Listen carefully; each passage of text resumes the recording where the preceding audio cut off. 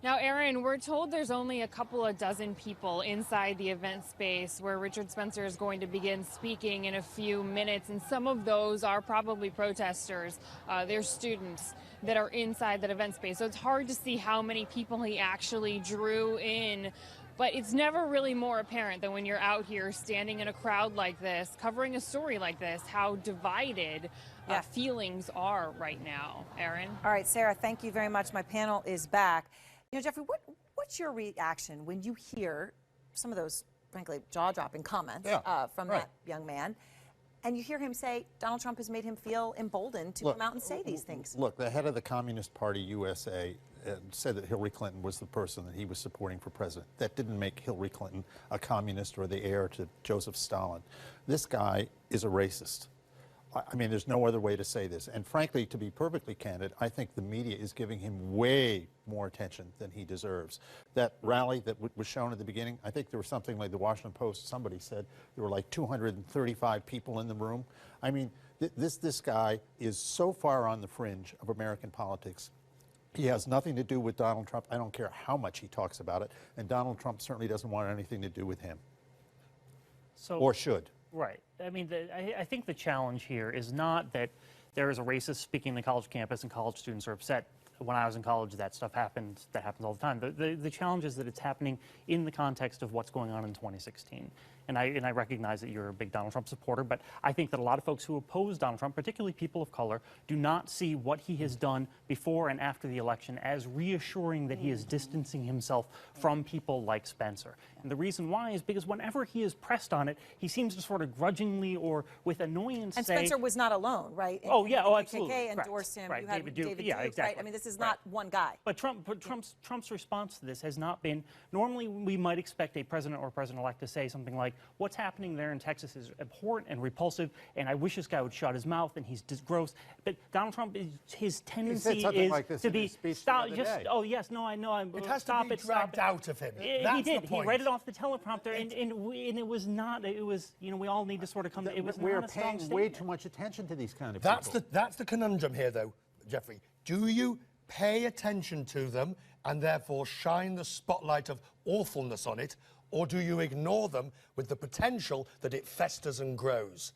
Which is it? It's not going to. But it's also not going to fester. Yes, we are paying attention to it, but also people of color who are watching what he said take a different perspective. There are than you and no I people do. of color in this country, Philip. There are only Americans, and therein lies the problem. Okay, you just made my argument for me, I think. What, I mean, are you truly saying that we need to divide people by race in this country? I'm truly saying that people who are the target of the things that that man was just saying have a very different perspective on what he is saying. What this guy is about and expect different things from the president. What this guy is about is identity politics, which I have said repeatedly is racist. And you have all these people, Hillary Clinton among others, seperating people by race, and you get this reaction. There is no... I honestly don't know how to respond. So the reality is the following.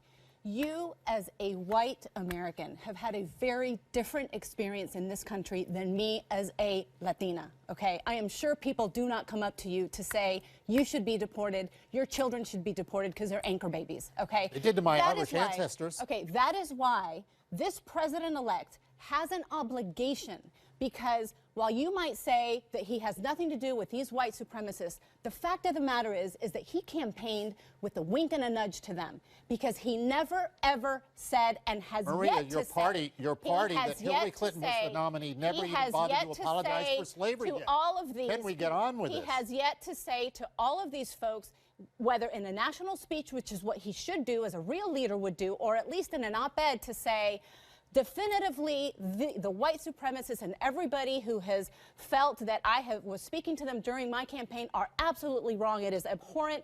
Everything that he has to have dragged out of him every time this comes out, he should say it proactively and strongly at every time, every moment that he has the opportunity to do that. Until he does that, you will have Latinos, African Americans, Muslims, everybody who felt degraded by his campaign and not don't want to believe view that themselves he wants as to be the Americans, but president want to divide themselves by color and race, and them. it's wrong. I feel like I am as American as you, Jeffrey. Exactly. Okay? That's the point. But I am not treated as one by the people who feel emboldened by your president-elect. That's the problem. But there are always people like this in American life, Maria. And there should be leaders who speak against it. And Donald Trump has not done so.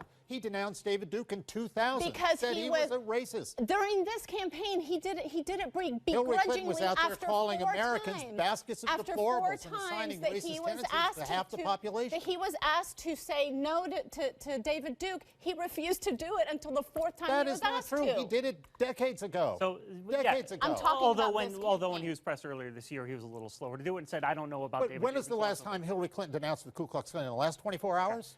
So, well, if Hillary Clinton on, lost, come out and as endorse I her think for you'll remember. president. Well, but my point is, we're playing a She's game. not the president-elect, No, we're not, Jeffrey. we're not playing it. It's not a dumb game. It It is not a dumb Donald game. Trump's goal, and his goal, as it should be, it would be to be the president of the United States Right. of America. Yep. Half of the country didn't vote for him.